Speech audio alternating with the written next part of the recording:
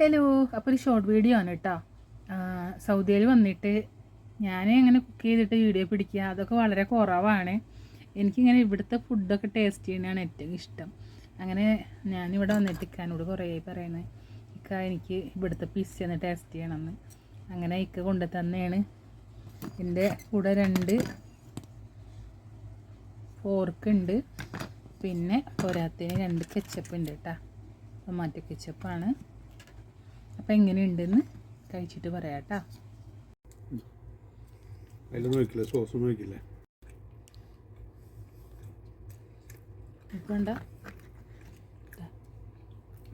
അതേമയായി